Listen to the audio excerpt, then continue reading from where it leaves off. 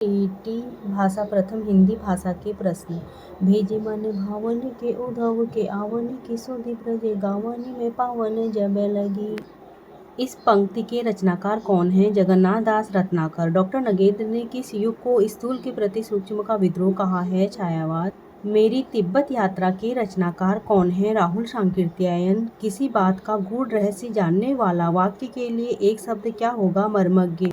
हे राम तुम कहाँ हो वाक्य में कौन सा कारक है? संबोधन। बुढ़ापा शब्द में कौन सी संज्ञा है? भाववाचक संज्ञा। उपकूल में कौन सा समास है? अव्ययी भाव। वे शब्द जो धातु या शब्द के अंत में जोड़े जाते हैं उन्हें क्या कहते हैं? प्रत्यय। निम्न में किस शब्द में उपसर्ग का प्रयोग हुआ है? उपकार। औधिक खोपड़ी मुहावरे का अर्थ है मूर्ख होना। त्यागपत्र उपन्यास के रचनाकार कौन हैं? उपन्यासकार कौन हैं? जैनेंद्र। हिंदी साहित्य के इतिहास के संबंध में modern vernacular literature of Hindustan किसने लिखा है? George Abraham Grierson. निम्नलिखित में कौन सा वाक्य शुद्ध है? उसने मुझे पास आने के लिए कहा। मूक होई वाचाल पंगु चढ़ी गिरिबर गहन जासु कृपा सो दयाल दरबऊं सकल कली मल दहन। प्रस्तुत पंक्तियों में कौन सा छंद है? सोरठा। कौन सी वर्तनी शुद्ध है? विशेष। मैथिली शरण गुप्त ने नहीं लिखा है। कामायनी। कामायनी जयशंकर प्रसाद की रचना है। साकेत, जयद्रथ, यशोधरा ये तीनों रचनाएं मैथिली शरण गुप्त की हैं। चौराहा शब्द में कौन सा समास है? द्विगु। बिना पढ़ा हुआ अंश वाक्यांश के लिए एक शब्द होगा अपठित। भाषा शिक्षण के अंतर्गत वर्तनी संबंधी त्रुटियों का निवारण करना चाहिए।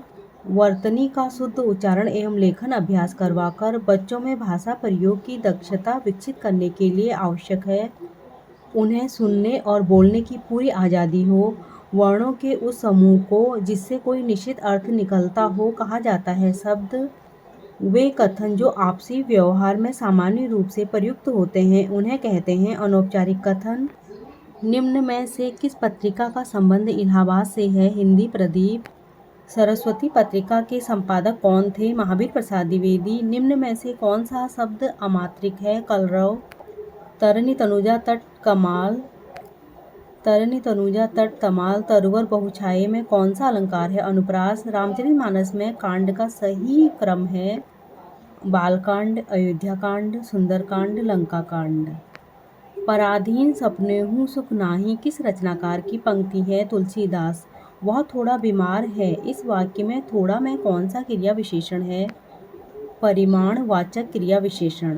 अमृतलाल नागर के किस उपन्यास में गोस्वामी तुलसीदास की जीवनी को आधार बनाया गया है? मानस का हंस।